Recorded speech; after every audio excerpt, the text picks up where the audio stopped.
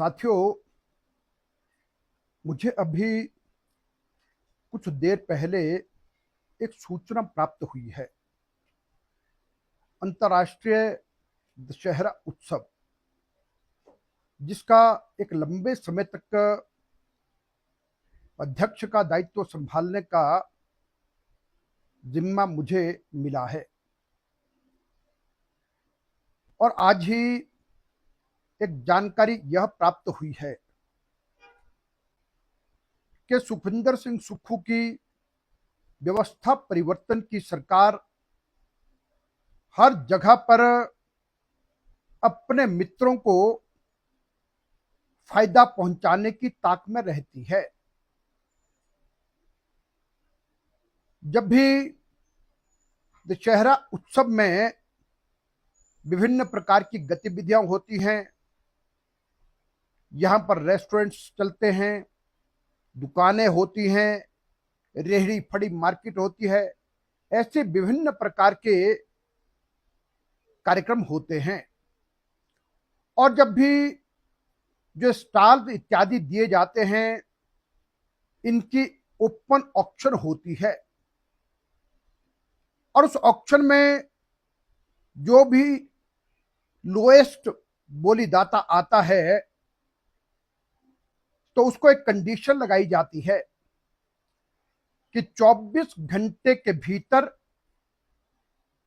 जितना अमाउंट उसने कोड किया है उसका 50% पैसा जमा करवाना होता है। जो जानकारी मेरे पास आई है तो उसके अनुसार रेहड़ी फड़ी मार्केट की जो बोली है वह 11 सितंबर 2025 को हुई, और जिसमें सबसे कम बोलीदाता ने 1,15,10,000 रुपए में उसको लिया, और उसका जो 50% है 57,55,000 रुपया बनता है। और अभी तक ये सूचना है कि ये जो 57,55,000 रुपया है उनको 11 सितंबर के बाद 24 घंटे के भीतर 50% जमा करवाना था, लेकिन अभी तक वह जमा नहीं हुआ है। और उसके साथ ये कि एक जर्मन हैंगर का टेंडर होता है और उसका 22/9/2025 को होता है, और जो सबसे कम बोलीदाता है वह 1,96,50,000 रुपए में अपनी बोली लगाता है, और उसे 98,25,000 रुपए जमा करवाना है। और ये जानकारी मिली है कि उन्होंने 24 घंटे के भीतर जो देना था वह पैसा जमा करवा दिया है। और उसके पश्चात तंबोला, यह तंबोला वर्तमान सुखविंदर सिंह सुक्खू की सरकार के समय लगातार कहीं ना कहीं विवादों में रहा है।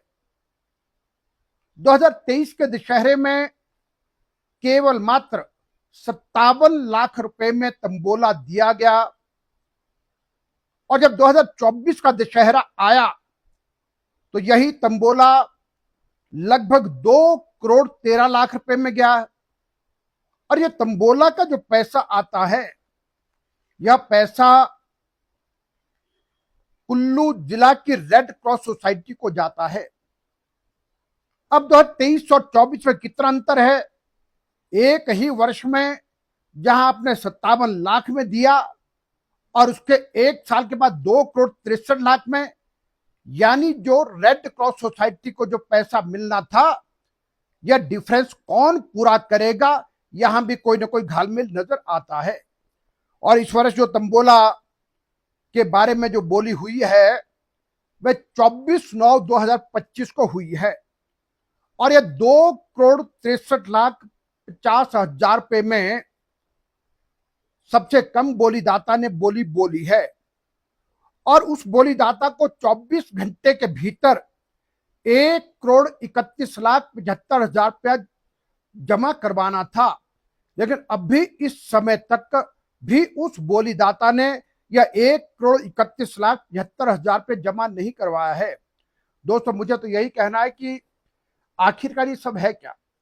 जब भी कोई इस प्रकार की स्थिति आती रही है, क्या 24 घंटे के भीतर कोई बोलीदाता उसका जो दे पैसा वो नहीं दे पाता तो तुरंत उसका टेंडर कैंसिल करके फिर से किया जाता है, या फिर उसके बाद जो सेकंड लोएस्ट है, थर्ड लोएस्ट है, उनसे बातचीत करके उनको अवार्ड किया जाता है।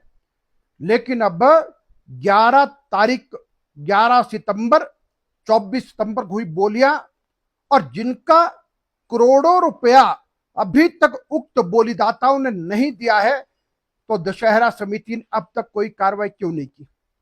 जहां कि उनको फिर से इनकी बोली करवानी चाहिए थी, या तो फिर सेकंड लोएस्ट को काम देते, कुछ भी कर सकते थे, लेकिन अभी तक नहीं। और आज 2 अक्टूबर हो गया, आज दशहरा प्रारंभ हो गया है, और मेरा यह कहना है कि वर्तमान सुखविंदर सिंह सुक्खू की सरकार हर जगह अपने मित्रों को लाभ देने की दिशा में सोचती है, और मुझे लगता है अभी भी इस समय तक भी प्रशासन के ऊपर इतना दबाव है कि वो पैसा दे या ना दे वही लोग काम करें। अब ये मुझे जानकारी नहीं कि कौन लोग हैं, लेकिन कुल मिला के नियमों को ताक पर रख करके दशहरे के भीतर भी इस प्रकार की धांधलियां की जा रही हैं।